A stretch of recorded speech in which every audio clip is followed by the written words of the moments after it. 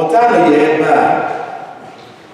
Ha kpọrọ onye ahụ kpuru ìsì sị ya, obi sie gị ike, kunite, ọ na-akpọ gị. O were hapụ akwa ọ ghara n'ahụ, wulite elu wee gakwuru Jesu.